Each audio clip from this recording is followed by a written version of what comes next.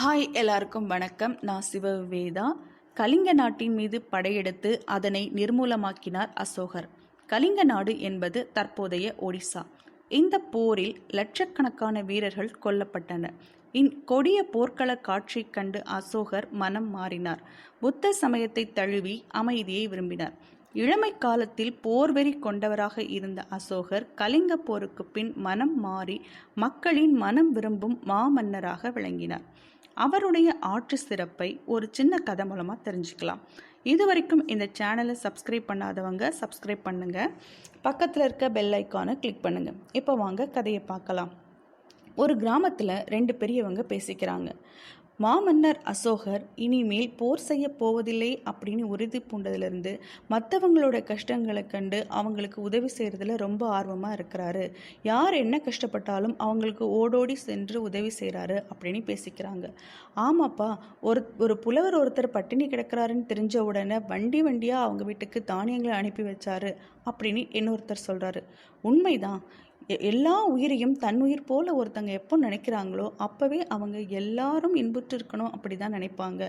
அந்த மாதிரி தான் அரசரும் இப்போ எல்லாரும் இன்புற்று இருக்கணும் அப்படின்னு நினச்சிட்டு உதவி செய்கிறாரு அப்படின்னு மாமன்னர் அசோகரின் பெருமையை பற்றி புகழ்ந்து பேசிகிட்டு இருந்தாங்க. இதை பக்கத்தில் இருந்த ஒரு இளைஞன் கேட்டுட்டு இருந்தான்.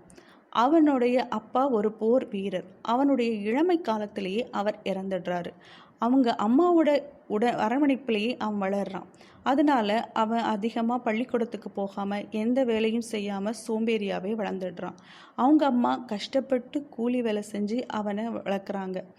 அவனுக்கும் வளர்ந்த பிறகும் அவனுக்கு வேலை செய்யணும் அப்படின்ற எண்ணமே கொஞ்சம் கூட வரதில்லை. சில நேரங்களில் அவங்க அம்மா அவங்கக்கிட்ட கோவமாக கூட சொல்லுவாங்க, ஏதாவது வேலைக்கு போயிட்டு காசு கொண்டு வரக்கூடாதா அப்படின்னு.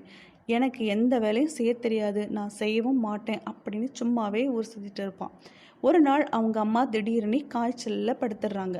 அப்போ கூட அவங்க கையில் காசே கிடையாது. இருந்தாலும் அவனும் பட்டினியாக கிடந்து அவங்க அம்மாவுக்கும் சோறு போடாமலே அவங்களையும் பட்டினி போட்டான். இதனால் அவங்களுடைய நோய் முற்றி அவங்க இறந்துட்டாங்க. ஊர் மக்கள்லாம் அவனை பழிக்க ஆரம்பித்தாங்க. அவங்க அம்மாவுடைய இறப்புக்கு அவன்தான் காரணம் அப்படின்னு சொன்னாங்க. அவனுடைய பரிதாப நிலையை கண்டு உறவுக்காரங்கள்லாம் அவனுக்கு கொஞ்ச நாள் சோறு போட்டாங்க. பிறகு அவனை விரட்டி அடிச்சிட்டாங்க. பிறகு அவன் வேற வழி தெரியாமல் அந்த ஊர்லேயே பிச்சை எடுத்து சாப்பிட்டுட்டு இருந்தான். அவனுடைய பொழுது ஒரு நாள் கால் வயிறும் ஒரு நாள் அரை வயிறுமாக தான் நிறைஞ்சிட்டு இருந்தது. இந்த மாதிரி சூழ்நிலையில தான் அந்த பெரியவங்க பேசிகிட்டு இருந்த செய்தி அவனுடைய காதில் விழுந்தது. மாமன்னர் அசோகர் எல்லாருடைய கஷ்டத்தையும் போக்கக்கூடிய வள்ளலா இருக்கிறாரு அப்படின்னு தெரிஞ்ச உடனே அவரை போய் எப்படியும் பார்க்கணும், தன்னுடைய கஷ்டத்தையும் சொல்லி அவர்கிட்ட நிறைய பணம் வாங்கணும் அப்படின்னு நினைக்கிறான். அதனால தலைநகருக்கு போய் அசோகரை பார்த்தே ஆகணும் முடிவு பண்ணி நடக்க ஆரம்பிச்சிடுறான். அவன் இருக்க ஊர்லேருந்து தலைநகரம் ரொம்ப தொலைவில் இருந்தாலும் தன்னுடைய கஷ்டமெல்லாம் தீரப்போகுது அப்படின்ற சந்தோஷத்துலேயே அவன் நடந்து போயிட்டே இருக்கான். அப்படி போயிட்டு இருக்கும்போது அவனோட எதிரில் ஒரு துறவி வராரு. அந்த துறவியோட தோற்றம் ரொம்ப கம்பீரமாக இருக்குது. அந்த கண்களில் ஒளி பொருந்தினதாக இருக்குது. அந்த வாயில் இருக்கக்கூடிய புன்சிரிப்பை பார்த்தோட இவனே கேட்குறான், தலைநகருக்கு இன்னும் எவ்வளோ தூரம் இருக்குது அப்படின்னு. அவர் கேட்குறாரு, தம்பி நீ எதுக்குப்பா தலைநகருக்கு போகணும் அப்படின்னு. நான் மன்னர் அசோகரை பார்க்கணும் அப்படின்னு சொல்கிறான். எதுக்காக பார்க்கணும் போது என்னுடைய கஷ்டங்கள் எல்லாம் சொல்லி அவர்கிட்டேருந்து நான் பணம் வாங்கணும் அப்படின்னு சொல்கிறான். இந்த மாதிரி பிச்சைக்கார கோலத்தில் இருக்க ஒன்று அரண்மனை காவலர்கள் உள்ளே விடவே மாட்டாங்களே அப்படின்னு சொல்கிறாரு அந்த துறவி. அது எப்படி விடாமல் இருப்பாங்க, அவர் தான் எல்லாருக்கும் வாரி வழங்கக்கூடிய வள்ளலாக இருக்காரு, எனக்கும் உதவி செய்வார் அப்படின்னு நினச்சிட்டு சொல்கிறான். சரிப்பா, நீ போய் அரசரை பாரு, அப்படி முடியலைன்னா இங்கே பக்கத்தில் தான் நான் இருக்கக்கூடிய மடம் இருக்குது, அங்கே என்னை பாரு அப்படின்னு சொல்லி அனுப்புகிறாரு. இவனும் அரண்மனைக்கு போகிறான். அரண்மனை காவலர்கள் யாரும் அவனை உள்ளவே விடவே இல்லை. அதனால் ரொம்ப நொந்து சோர்ந்து போய் திரும்பி வரான். அப்படி திரும்பி வந்துட்டு இருக்கும்போது அந்த துறவியோட ஞாபகம் வருது. அந்த மடத்தை பார்த்தா நமக்கு சாப்பாடும் கிடைக்கும் அப்படின்ற எண்ணத்தில் அங்கே போகிறான். போனால் அங்கே துறவி அமர்ந்திருக்கார். என்னப்பா அரசரை பார்த்தியா அப்படின்னு கேட்குறாரு. நீங்கள் சொன்ன மாதிரி தான் நடந்தது. என்னால் அரசரை பார்க்கவே முடியல. காவலர்கள் யாரும் என்னை அவரை பார்க்கவே விடலை. வாரி கொடுக்கும் வள்ளல் என்ன மாதிரி ஏழைகள் பார்க்க முடியாத இடத்துல இருக்காரே அப்படின்னு நினச்சி கவலையோடு சொன்னான். அது அப்படி இல்லைப்பா, உன்ன மாதிரி ஆட்களுக்கு அவர் உதவி செய்கிறாருன்னு தெரிஞ்சால் மற்ற எல்லாருமே பிச்சைக்காரர்களாக வேடம் போட்டு அரசர்கிட்ட பணம் எதிர்பார்ப்பாங்க இல்லையா? அது நல்லாவா இருக்கும்? நீ இந்த நிலையில் போய் அரசரை பார்க்க பார்க்குறது நல்லதில்லை, நீ உன்னோட நிலையை உயர்த்தி கொள்ளணும் அப்படின்னு சொல்கிறாரு. நிலையை உயர்த்துறதுனா எப்படி அப்படின்னு கேட்குறான். நீ ஒரு சாதாரண குடிமகன் நிலைக்கு உயர்ந்து உன் கையில் காசு இருக்கணும் அப்படின்னு சொல்கிறாரு. எனக்கு எந்த வேலையும் செய்ய தெரியாது, என்னால் அந்த மாதிரிலாம் வர முடியாது அப்படின்னு சொல்கிறான். உடனே அந்த துறவி சொல்கிறாரு, ஒரு தச்சர் ரொம்ப நாளாக ஒரு வேலைக்கு ஆள் வேணும்னு கேட்டிருக்காரு. நான் அவர்கிட்ட உன்னை சேர்த்து விடுறேன், நீ செய்கிற வேலைக்கு அவர் உனக்கு கூலியும் தருவார், அப்போ உன் கையில் காசு சேர்ந்ததுன்னா நீ அரசரை பார்க்கலாம் அப்படின்னு சொல்கிறாரு.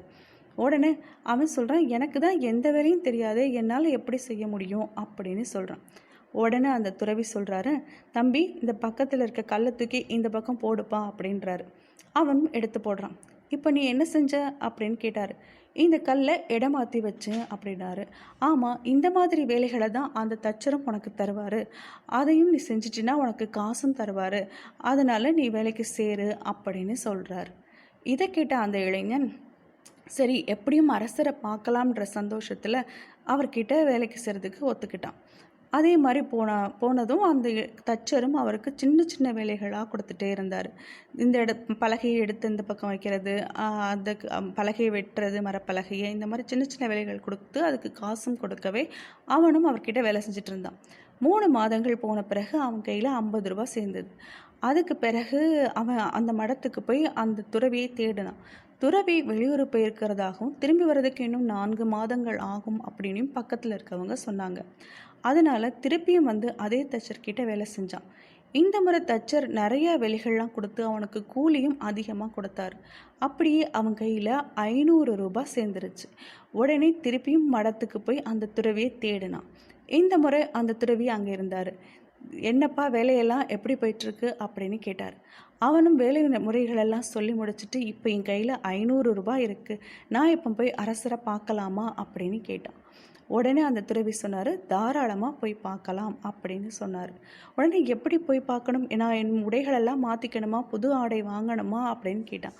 அப்படியெல்லாம் ஒன்றும் தேவையில்லை, நீ இருக்கிற இந்த ஆடையே போதும், அரண்மனை காவலர்கள்லாம் உன்னை உள்ளே விடுவாங்க அப்படின்னு சொன்னார்.